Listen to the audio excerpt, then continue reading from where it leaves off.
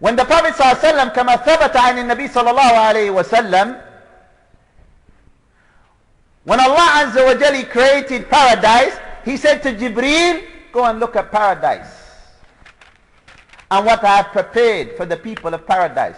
When Jibreel went to look at paradise, he returned back to Allah Azza wa Jalla and he said, وَعِزَّتِكَ, by your might, no one will hear of paradise except that they will enter it. Meaning, they will yearn for it. Because Jibreel, when he looked at paradise, he saw so much enjoyment. So who will refuse to enter this Jannah? The Prophet ﷺ was asked, وَمَنْ يَعْبَى يَا رَسُولُ اللَّهِ, who will refuse to enter paradise? Who will refuse to enter paradise? The Prophet ﷺ, he said, مَنْ أَطَاعَنِي دَخَلَ الْجَنَّةِ, whoever obeys me will enter paradise. So if we want paradise, no matter how old we are, male or female, black or white, it doesn't matter. مَنْ أَطَاعَنِي دَخَلَ الْجَنَّةِ, whoever obeys me will enter paradise. وَمَنْ عَصَانِي فَقَدْ أَبَى, the one who disobeys me, he has refused. So that is the first beauty. That implementation of the Sunnah is one of the ways of achieving happiness and one of the ways of being happy in this life. Ikhwan, how many of us want to be with the prophets and the messengers and the righteous in paradise? All of us, right? I'm asking you, how many of us? All of us. Na'am. Allah Azza wa Jalla tells us in the Quran, whoever obeys Allah and His messenger, فَأُولَٰئِكَ مَعَ الَّذِينَ أَنْعَمَ اللَّهُ عَلَيْهِمْ, they will be with those whom Allah has blessed in Jannah. So if you want to be with Prophet Muhammad ﷺ and the other messengers, and you want to be with the righteous, the Sahaba, then you have to obey Allah and His Messenger sallallahu alaihi wasallam. You have to implement the Quran and you have to implement the Sunnah of Muhammad alayhi salatu wasalam. أُولَٰئِكَ مَعَ الَّذِينَ أَنْعَمَ اللَّهُ عَلَيْهِمْ مِنَ النَّبِيِّينَ وَالصِّدِّيقِينَ وَالشُّهَدَاءِ وَالصَّالِحِينَ وَحَسُنَ أُولَٰئِكَ رَفِيقًا. And that is the best companionship. So in this life, if you're walking down the street and you implement the Sunnah and someone looks at you and laughs, don't be sad. Because in paradise, you will be with those whom Allah Azza wa Jalla has blessed, and you will have the last laugh. For those who implement the Sunnah of Muhammad sallallahu alayhi wa sallam, they will have the last laugh. And those people that used to mock you for implementing the Sunnah, no matter who they are or where they're from, they would give anything to exchange places. But it's too late. So that is the first beauty of implementing the Sunnah of Muhammad sallallahu alayhi wa sallam. The second beauty of implementing the Sunnah of Muhammad sallallahu alayhi wa sallam is that لزوم السنة النجاة من الفتنة والعذاب الأليم. Implementation of the Sunnah of Muhammad sallallahu alayhi wa sallam. Ikhwan, if you can come forward a bit, inshallah, to make space for the other people. Implementation of the Sunnah of the Prophet sallallahu alaihi wasallam will allow you to escape fitna, all of its forms of manifestations, all types of trials and tribulations. Implementation of the Sunnah will allow you to escape it. النجاة من الفتنة والعذاب الأليم, and the severe torment. So if a person implements the Sunnah, it will save you from fitna in this life, and it will save you from being punished in the next. Mad dalil, what is the proof? The proof is the saying of Allah subhanahu wa ta'ala, فَلْيَحْذِرِ الَّذِينَ يُخَالِفُونَ عَنْ أَمْرِهِ أَن تُصِيبَهُمْ فِتْنَةٌ أَوْ يُصِيبَهُمْ عَذَابٌ أَلِيمٌ. Let them beware. Beware of what? That if they obey His command, the command of Muhammad sallallahu alaihi wasallam, his Sunnah, if they disobey the command of the Prophet sallallahu alaihi wasallam, a fitna, a trial and tribulation may afflict them in this life, and a severe torment may hit them or be in store for them in the hereafter. So implementing the Sunnah, obeying the command of Muhammad sallallahu alaihi wasallam, you safeguard yourself from fitna. That's why the Sunnah is al-wasatiyya, is the balanced path. The sunnah, it prevents you from going to extremes, and it prevents you from falling short. Because the sunnah warned against extremism.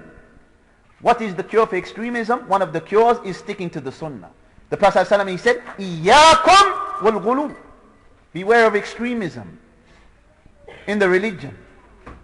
Because that which destroyed those who came before you was al-ghulu fi ad-din, was extremism in the religion. So, as-sunnah is al-wasatiyya. So when you implement the sunnah, it safeguards you from any fitna, whether that's extremism or whether that's negligence. So the sunnah allows you to be balanced. And I'll give an example of how the Imams of Islam understood this. And they feared for those people that diverted from the sunnah that they may be afflicted with a fitna, a trial or a tribulation, due to them opposing the sunnah of Muhammad sallallahu alayhi wa sallam. جاء رجل إلى الإمام. A man came to the Imam, al-Imam Malik rahimahullah, one of the Imams of the four madahib. Because people, they claim to follow the four Imams. However, do they really follow the four Imams? A man came to Imam Malik and he said, Ya Imama Dar al-Hijrah, O Imam of Dar al-Hijrah. Imam Malik was from the Imams of the religion. Urid al-Umrah, I want to make Umrah.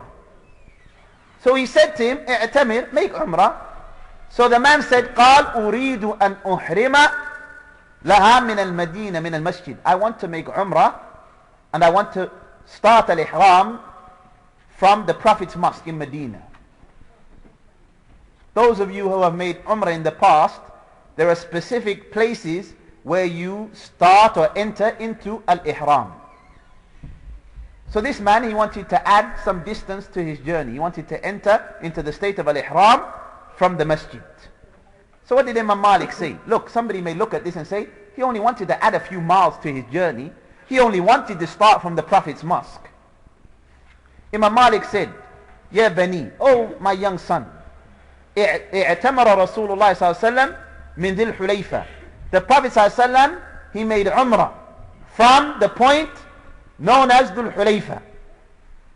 That was the point where he entered into al-Ihram. He said, وَاعْتِمَارُكَ مِنَ الْمَسْجِدِ خِلَافُ السُنَّةِ. And you making Umrah, meaning entering your state of Ihram from the masjid, is in opposition to the Sunnah of Muhammad sallallahu alaihi wasallam. What did Imam Malik say? He said, وَإِنِّي أَخْشَى عَلَيْكَ الْفِتْنَةِ. He said, I fear for you that you will be trialed, because he opposed the Sunnah. So Imam Malik, advising him, he said, إِذَا أَنْتَ فَعَلْتَ هَذَا ثُمَّ تَلَا. And then he recited the ayah, فَلْيَحْذِرِ الَّذِينَ يُخَالِفُونَ عَنْ أَمْرِهِ أَنْ تُصِيبَهُمْ فِتْنَةٌ أَوْ يُصِيبَهُمْ عَذَابٌ أَلِيمٌ. Let them beware of opposing the command of the Prophet ﷺ or his affair, because a fitna may afflict them or a severe torment.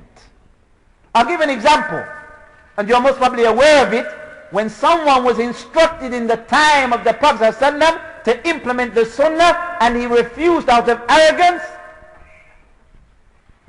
the consequences that he faced. The Prophet ﷺ, he saw a man eating with his left hand. Like many people we see today, eating and drinking with their left hands, imitating the shaitan, the devil, wal-iyadu billah.